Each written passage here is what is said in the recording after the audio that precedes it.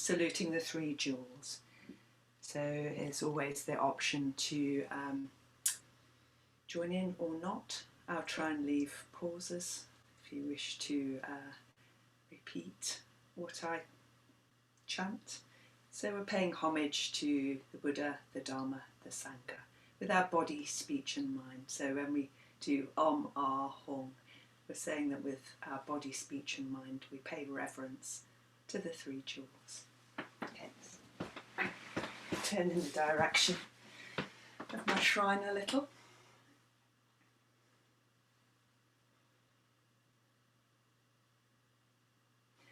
Namo Buddhaya.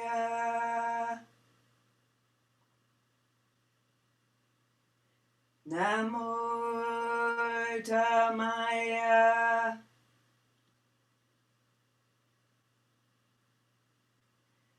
Namo Sanghaya.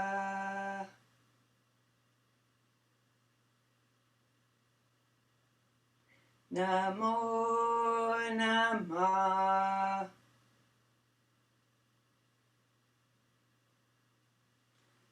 Om.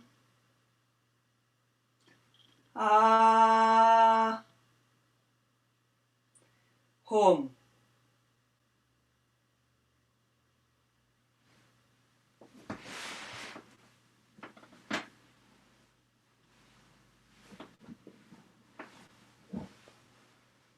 So setting up for our meditation, a sense of finding our seat both physically, emotionally, energetically.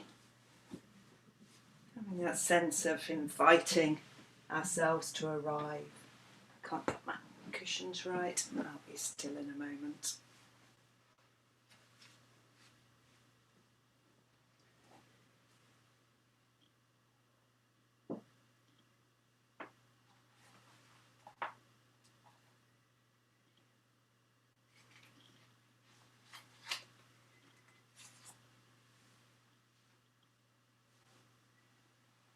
And finding our seat, we can pay some attention to our weight going down through the ground,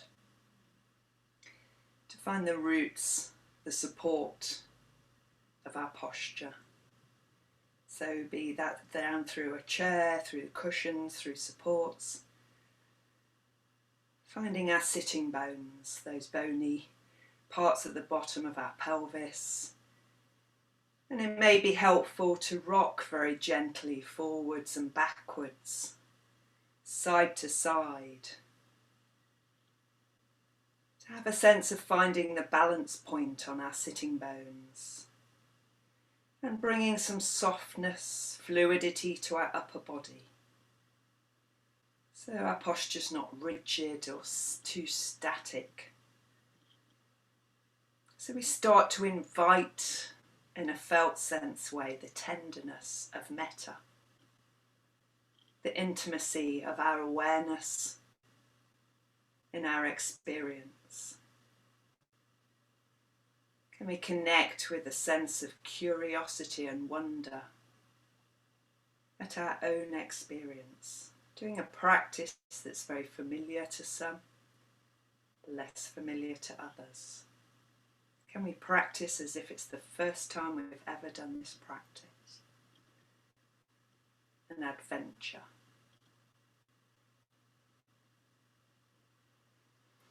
So I'm going to read a short reading that I came across.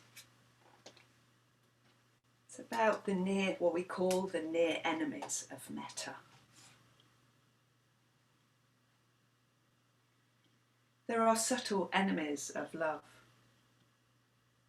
These imitations of love are attachment and expectation. When attachment arises in the place of love, it sees the other as separate. It grasps and needs. Attachment is conditional. It seeks control and it fears loss. Ask your heart if attachment has replaced love. If we speak to our heart, it will always tell us the truth. Expectation is another imitation of love. We care for another, but we really want them to be some other way. Attachment to our hopes and desires, to our subtle expectations, destroys the tender space of love. Even the most benevolent expectations can feel like pressure and judgment to another. Love is generous without need. It is fulfilling in itself. It is courageous. Love offers kindness with no requirement for return. Love is generous without need. It is fulfilling in itself. It is courageous. Love offers kindness with no requirement for return.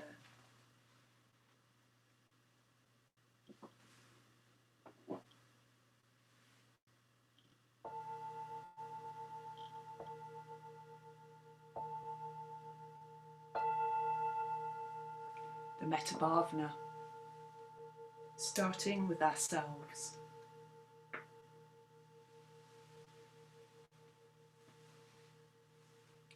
And tuning into what means of connection with metta feels resonant with you right now, this practice. Is it imaginal? Is it imagery, a colour? Or use of words?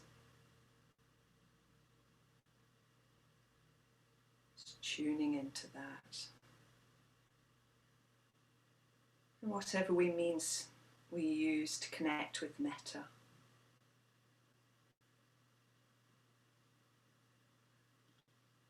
There's the active creation and the receptive listening. A sense of sitting back and listening to the response.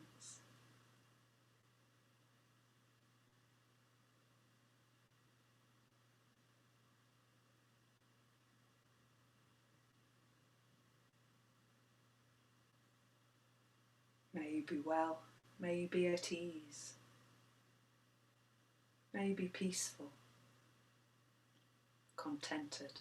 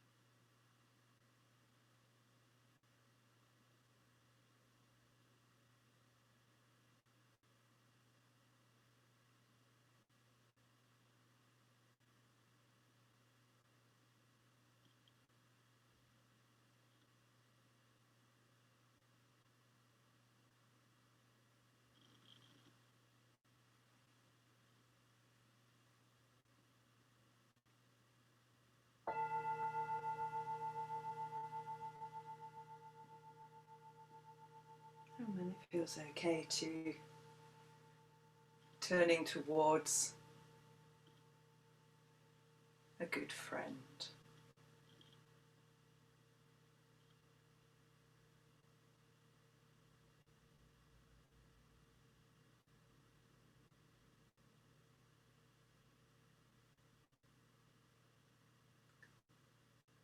And notice any shift in our mood or emotional quality as we bring someone to mind.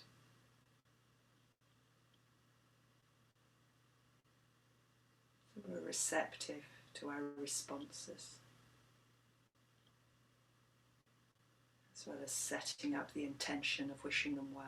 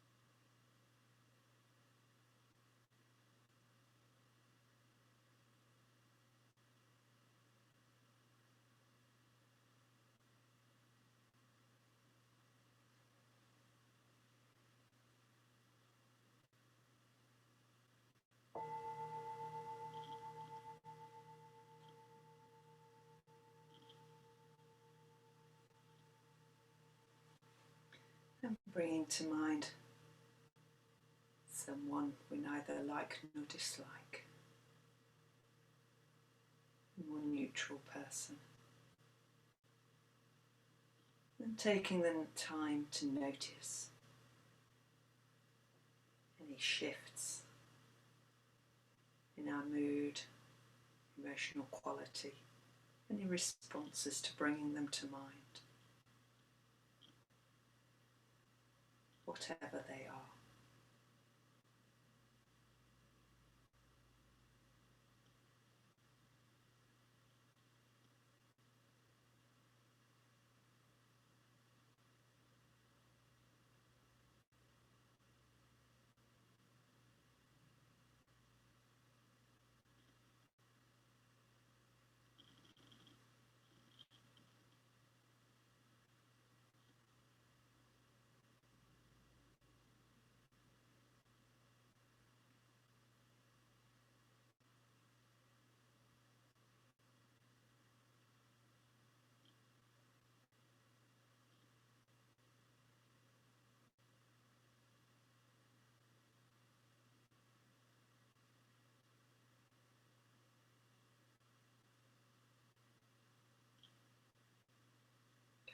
have a sense of meaning in our well-wishing towards the neutral person.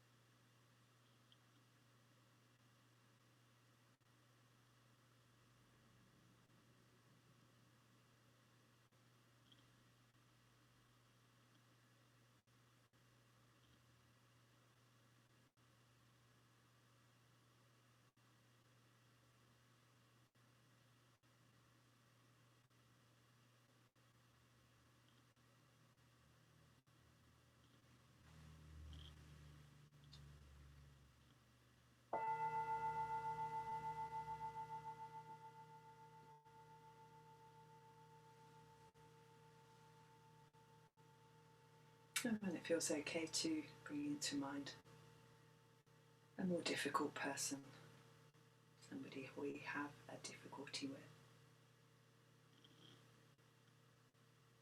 And again, taking the time to notice our response. Receptive to what arises, our shift in our mood, our feeling sense.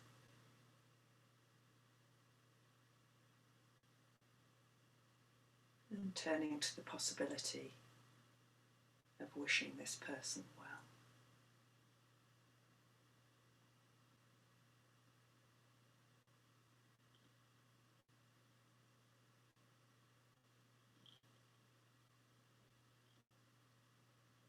And noticing the response to that.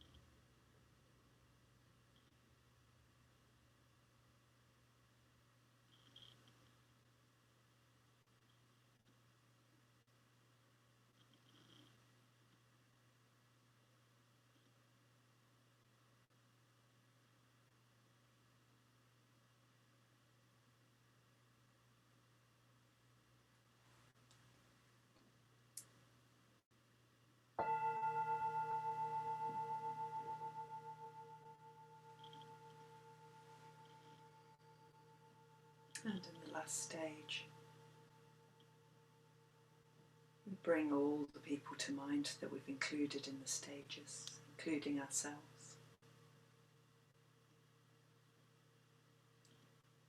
And connecting with the possibility of equally wishing them well.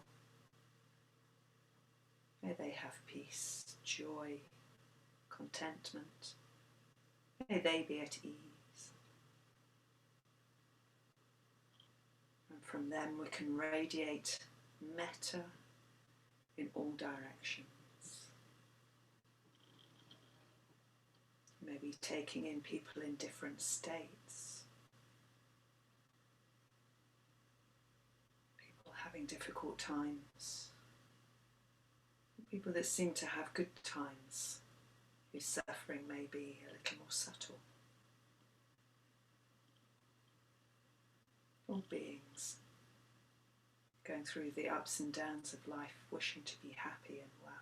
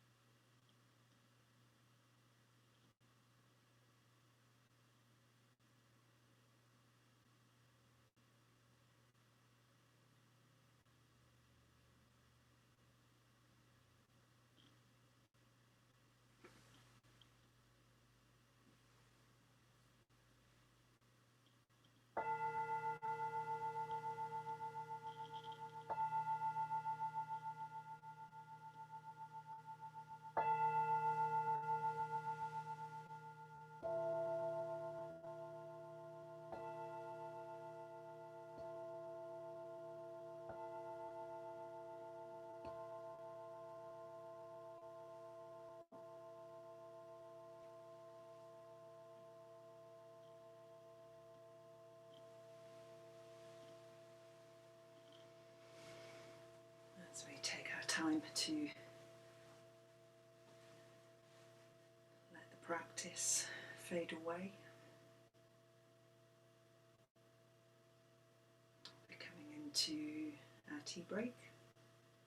Maybe you want to stay on the Zoom or move around a little before Kusaladevi's talk. I'm looking forward to that. But yeah, also to briefly remind you that the centre relies on your generosity. Thank you so much for all you give to the centre and for coming along. It's lovely to see so many people here this evening. And yeah, anybody who's started coming regularly recently, if you haven't already set up a standing order, it's really helpful. Even small standing orders are really helpful for the centre to plan and know that we can cover our costs, especially for those we support. So go well into the tea break, and if you want to stick around and have a chat.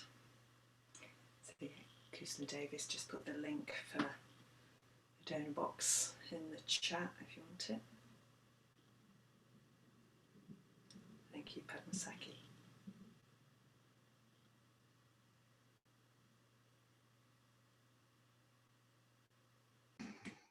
So let me get set up. Take myself off of view so I can see you all. That's better. You're quite small, but you're still there. Good. Yeah, so just a big welcome to everyone to Sangha night. It's lovely to see a couple of people who haven't been at the centre for a little while. So yeah, just a big welcome back to those of you that are here. Good. So tonight we're going to have a look at the Honeyball Sutta, and there's so much in this sutta that we could look at and explore. So we're only going to look at a very small little bit of it that sort of takes my interest, as it were.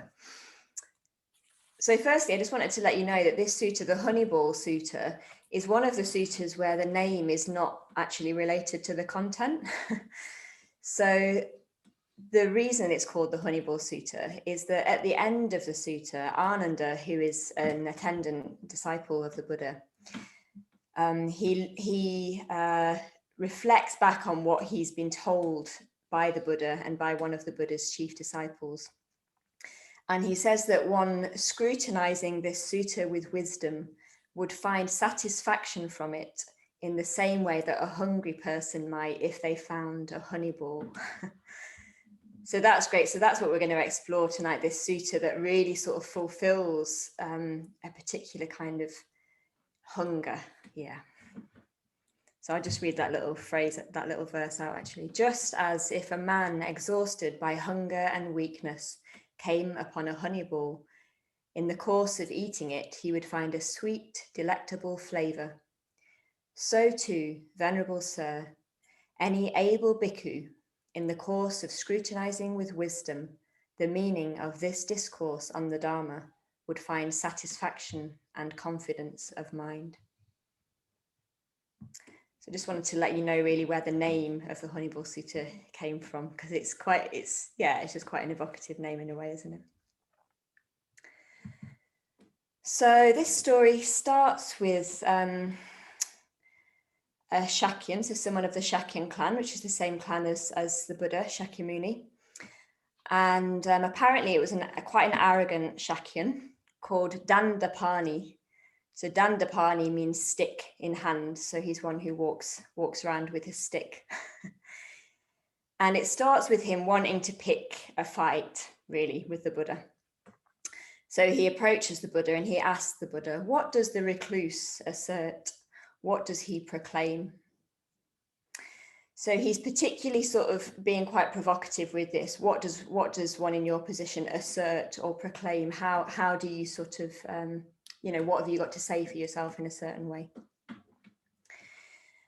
And the Buddha's reply, really what the Buddha does, he sort of underscores his own refusal to actually enter into conflict. So he replies to Dandapani, but the reply is, to Dandapani, it just doesn't mean anything, and he's just not at all interested. So apparently he raises his eyebrows in bewilderment and departs. So that's where we've got the start. There's this Shakyan who approaches the Buddha, asks him, what does the recluse assert? And the Buddha just refuses to enter or be dragged into this conflict. So the monks ask a bit more about this teaching of the Buddha. So the monks ask the Buddha, what is this underlying teaching where one can avoid quarrels and be free from craving? So the Buddha says, if nothing is found there to delight in, welcome, and hold to, this is the end of the underlying tendencies to lust, aversion, views, doubt, conceit, the desire for being, and ignorance. This is the end of reliance on rods and weapons, of quarrels, brawls, disputes, recrimination, malice, and false speech. Here, these evil, unwholesome states cease without remainder. So a bit mysterious. And the Buddha at this point leaves, and the monks are left sort of pondering this verse that they've been left, these verses they've been left by the Buddha.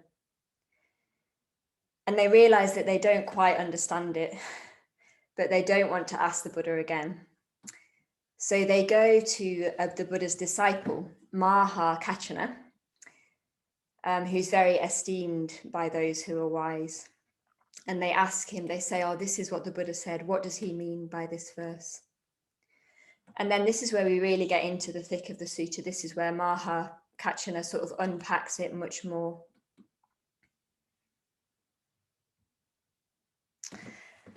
So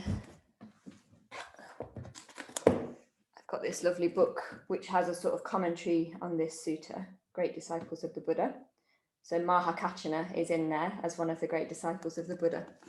And at this point, when I was reading the commentary says this about how Maha Kachana sort of unpacks things.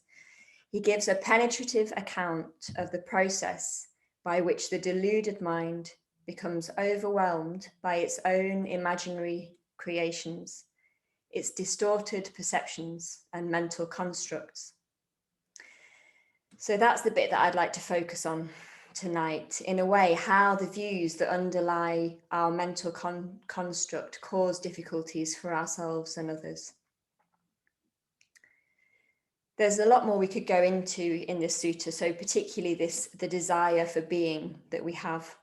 So these elements of craving, conceit, and the wrong view of a fixed separate self that are sort of the cause of what we're going to look at. But I'm going to look more at how that sort of plays out and unfolds. So I'm just going to share my screen with you, hopefully.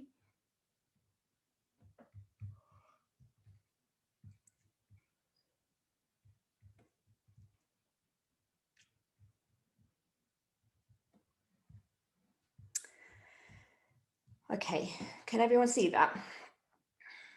Yeah, great. Okay, so don't worry too much about the words. I'm just going to sort of talk us through it. So this is what we've got unpacked here is the thinking process, basically the process that we go through of thinking and how that comes about in our minds.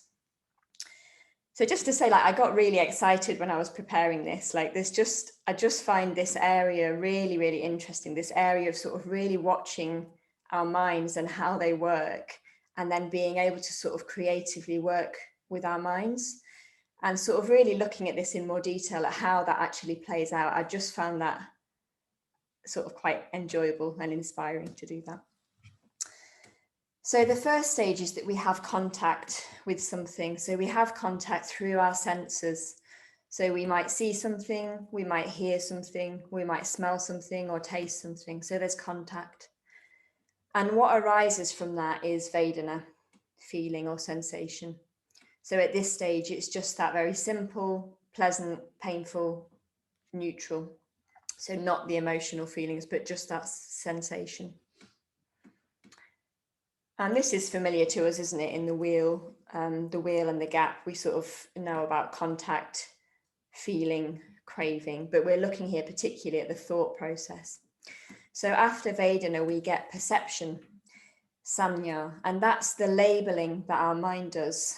So when our mind comes into contact with something, it automatically labels it. So we see something, our mind recognizes this shape as a tree, for example. So it's just that simple how we label something. And then what happens is thought. And this can go in two ways. So it can go the way of the liberated sage if we pay wise attention. And it can go the way of the unenlightened worldling if we pay unwise attention.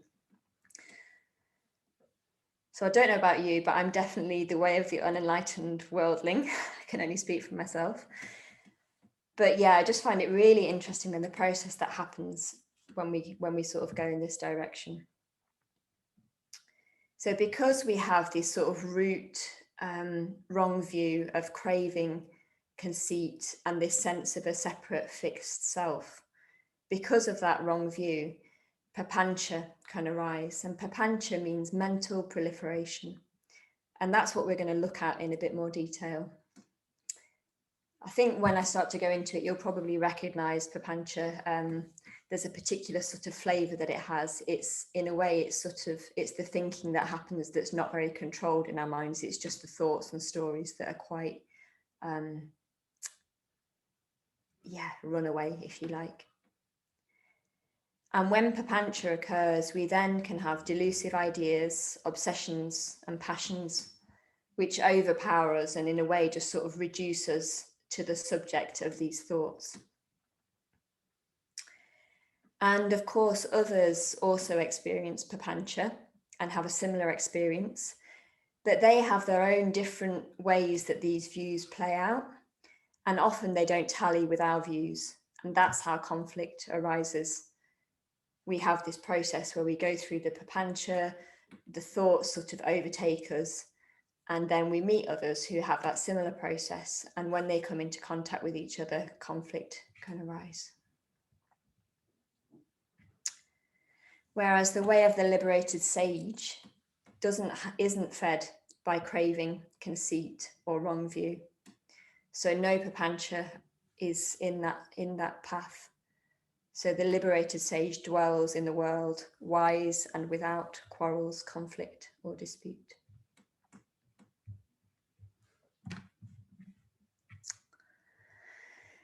So, in a bit more detail, let's have a look at this mental proliferation or papancha.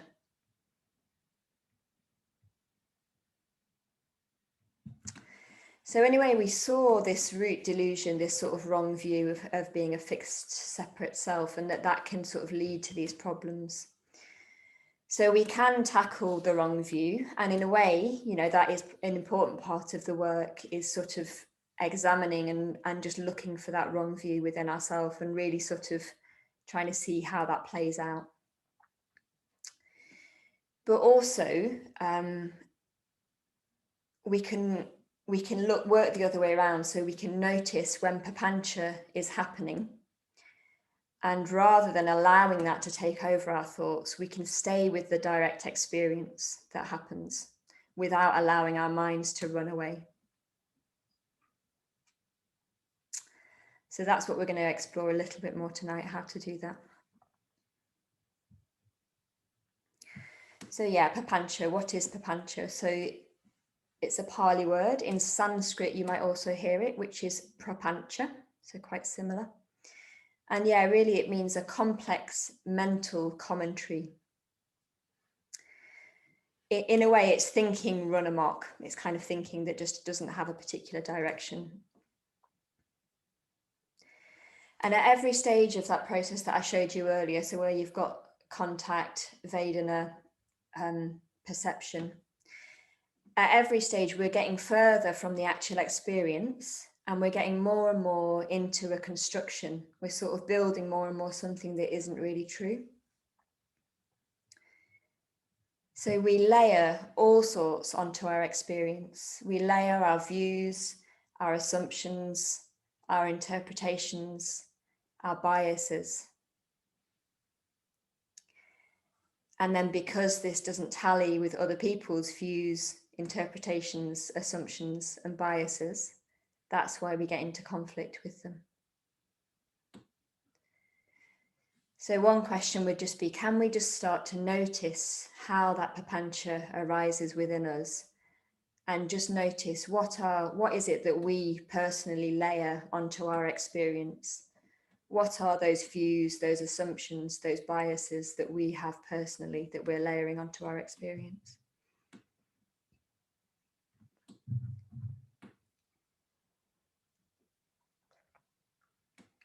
So for me personally, I'm going to give you some examples. So this root view of a separate self, often it can manifest as some sort of root tendencies in you. And for myself, for most people, these will revolve around this identification of me.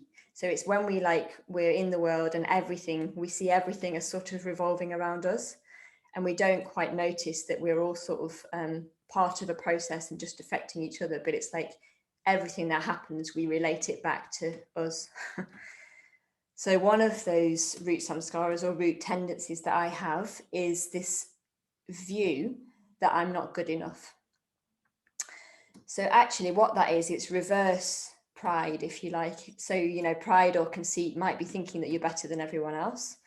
And in a way, this sense of not feeling good enough is just the flip side of that. It's the same thing, really. It's like you comparing yourself to others and you're just not coming off as well. And for me, this is a view that shows up when I think I've done something wrong. I've got something a bit wrong. And what can happen is I come away from a situation where, for example, when I used to be in Mitra study and I'd be in a study group, and I might say something that doesn't quite fit with what everyone else is saying. It's a bit of a different opinion to everyone else. And then I'd come away and I'd turn that over in my mind again and again and again. And I'd come up with all sorts of stories and assumptions about what people might be thinking of me. And as I'd go down this route, I'd then be feeling really paranoid. I'd think, oh, people won't like me for that. I shouldn't have said it. It certainly would lead to conflict within myself. But potentially it could lead me into conflict with others because I'm following this particular view of what I think people are thinking, which isn't based on reality. It's based on my own views, my own assumptions. Okay, so that's one of them for me. And another one that I'm very familiar with is a view that I'm not cared for. So this view is based a bit more on craving. Actually, the poem that Kshantika read was brilliant, this about metta and sort of, is metta really metta, or is it attachment, or is it expectation? So that this one shows up in this way for me. And one of the ways it shows up is by wanting or hoping and expecting attention or affection, and expecting it in a particular way at a particular time in the way that I think I should have it. And this view really affects me when I haven't heard from people for a while. So if I haven't heard from friends or family for a while, I can get into this view of like, oh, they just don't care about me. So it's very, very familiar for me with my dad, this one. It's a really old one of like, I don't hear from my dad for a while and I think, oh, he doesn't care. So because I've sort of been practicing for a while, I can spot now when these views arise, when this papancha sort of arises. And I know now that they're not true. So I've done a lot of work around looking at these, and I've done a lot of work around the edges, a lot of, in a way, just sort of self-metta, bringing kindness, holding more lightly to my views. But it's really good to know what these views are, so that when they show up in the form of this kind of proliferation, I can recognize them as false and not true. So I was thinking then a bit more broadly, like how do we then recognize papancha as papancha? So you might have heard this phrase of like the monkey mind. I think that's quite a good description of it. It's where the mind just sort of jumps from one thing to another. Or a particular story that we're sort of telling ourselves. It feels a bit like we're sort of invested in it in some way. And it can happen in meditation or outside of meditation. So whenever we're watching our thoughts, you know, for me, like actually it's more likely to happen when I'm sort of in contact with others or in communication with others. It does happen in meditation, but it's when I'm in communication with others that there's more sort of to work with, if you like. And we can recognize views because I think they often have a certainty about them. So we sort of assert ourselves with quite a certainty when we're in the grip of views. And also I think they can often have quite an emotional heat. So there's a lot of heat around it emotionally. We sort of feel quite invested in what we're saying. There's often not very much curiosity, humility, or empathy for others if we're in the grip of views. So our thinking can get quite narrow. And I think papancha can have a particular flavor or a particular sort of speed. I think there's this particular speed of thoughts when we're in the grip of papancha. So we come to conclusions quite quickly. We might repeat certain words that are quite loaded and strong in quite a definitive way, as if we really know like that's what's happening. So maybe some good questions are just like, can I trust these thoughts? Just when we notice we're in the grip of any thoughts, can I trust these thoughts? Do I know when my thoughts are heated, when they're tinged by craving, hatred, or delusion?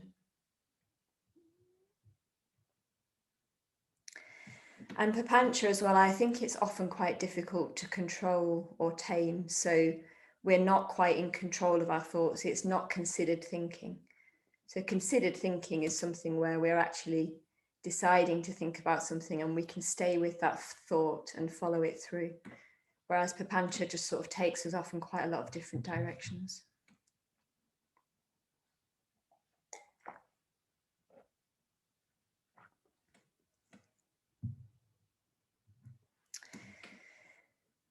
So because papancha is fed by these sort of three root poisons, if you like, well, they're not quite the kleshas, not quite the poisons, but there's three root areas of the wrong view of a fixed separate self. Conceit, so thinking I am, sort of identifying with I, and craving, so again identifying with something as mine. Yeah, because they're based on that, the defilements or kleshas can arise, and that's why they cause suffering. So it causes suffering for us because that's not really how things are. So there's this sort of, we're not aligned with reality. But it causes suffering for others because we get into polarization and blame. So we just sort of polarize from other people and we blame them on the basis of these wrong views.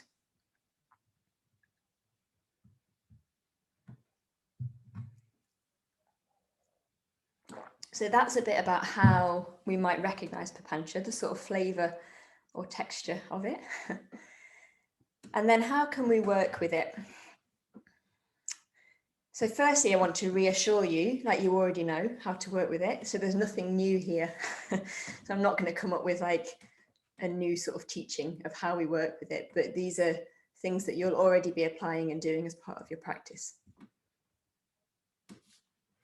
So the first one is applying wise attention as opposed to unwise attention. Examining what is in our minds, examining the movement and nature of our thoughts. And just asking a question, is this thought skillful or unskillful? If I follow this thought, where will it lead? Will it lead to me feeling more open, more connected, more peaceful? Or will it lead to me feeling more constricted, more hatred?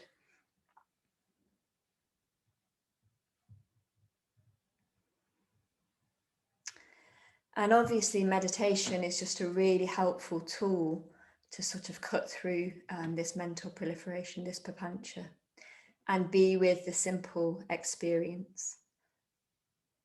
I think as our mind slows down, as it begins to concentrate, we can start to recognize the flow of the experience of the mind. So we just sort of, we just get used to our mind a bit more, and the nature of our thoughts, the nature of that flow of those flow of thoughts.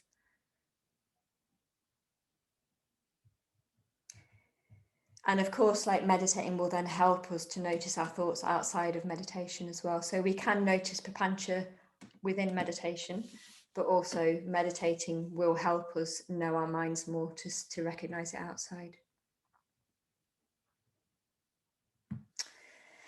So next is awareness. In a way, just noticing when this happens and paying attention. Noticing the feeling of the contact that we have, and whether, if we pursue it, skillful or unskillful qualities will increase in the mind. And then we can go a bit further. If we notice if something is skillful, we can also then notice whether it's more refined or not. So if a thought is skillful, we can then notice which part of that thought is also more refined. And the more refined areas are more likely to lead to a concentrated mind.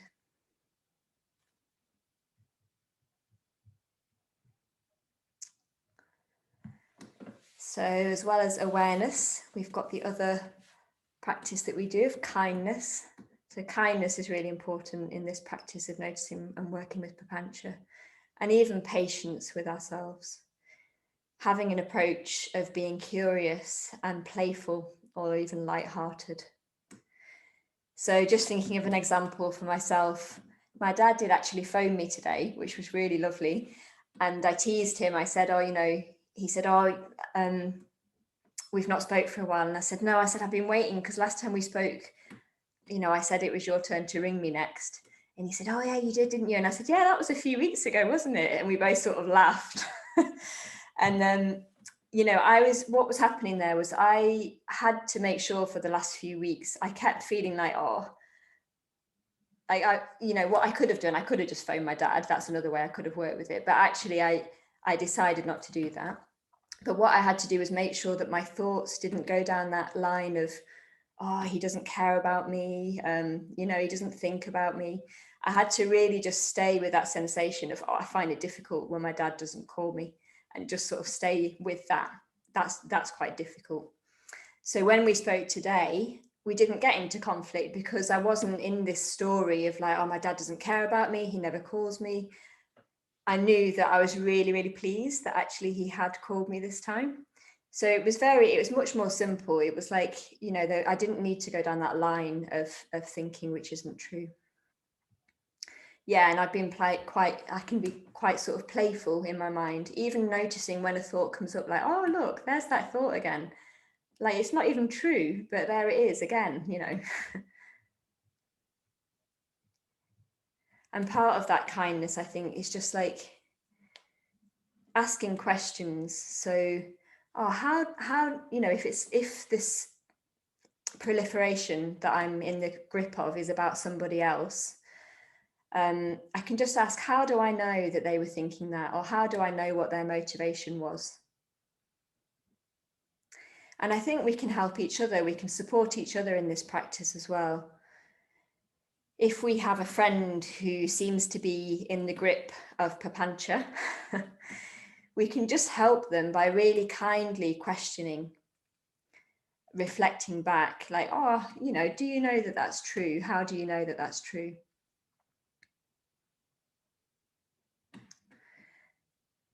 And also, if the kind of thinking that is, if we're in papancha as well, we could also just cultivate kindness and empathy towards the other people that are part of these particular stories that we're in the grip of. That's quite difficult if we're right in the grip of them, but just in a way, it's just this sense of like, can we just broaden our perspective a little bit, just broaden our awareness a little bit towards the other person?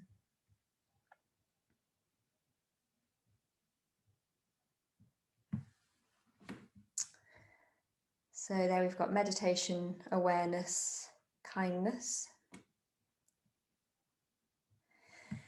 And then I mentioned this before, but just to say a little bit more about it, just sort of staying with the discomfort. So if we've come into contact with something that is difficult or uncomfortable, can we just stay with that discomfort without feeding the stories, without just keeping turning them over in our minds? And in a way, without adding that heat to them, can we just stay with the pure experience of what that's actually like?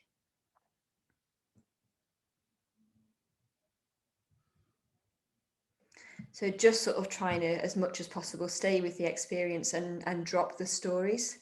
Just be with what is, what are those sensations that we're feeling.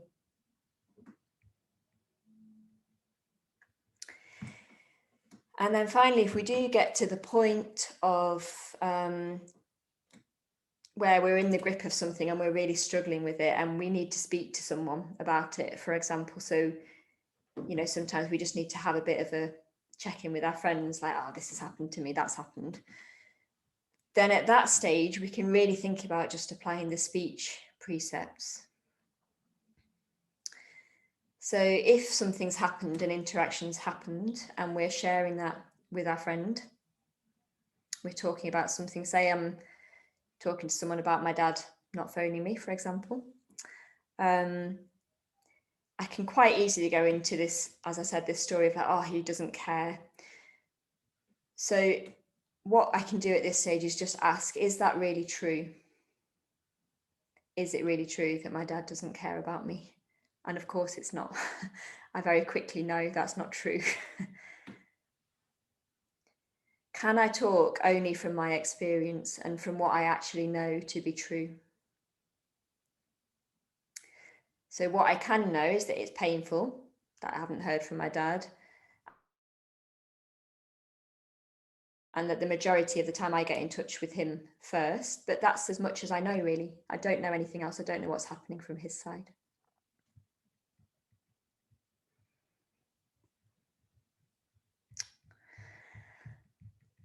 Okay, so yeah, they're just some ways that we can work with our minds when we notice papancha arises. So yeah, in a way, the first thing is just to notice papancha as papancha, just to notice when we are in views, stories, and this thinking that has kind of run awry that we're not in control of. And as I said, we probably know that because there's quite a lot of heat there. We're not very present with our experience. It's kind of everything's a bit runaway. There's a lot of stories, there's a lot of quite strong language, perhaps polarization with other people. Can we just sort of notice that first of all? And then be kind, curious, patient, open. Try and just stay with the direct experience without allowing these stories. Try and open up as well towards the other person or people.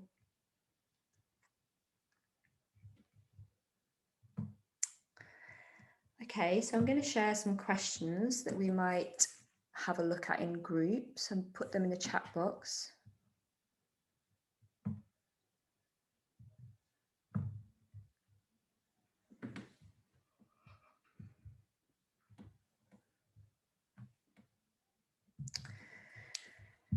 So I've shared those questions. So the first one, what do we layer onto our direct experience?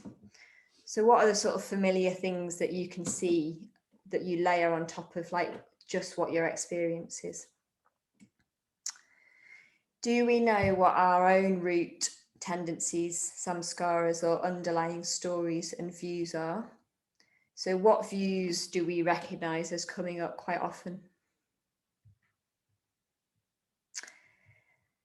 And can we recognize and share any times that we've successfully worked with papancha in or outside of meditation?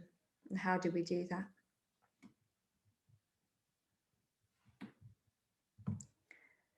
I'm also just going to share the sutta, the link for the full sutta, if you want to have a look at it.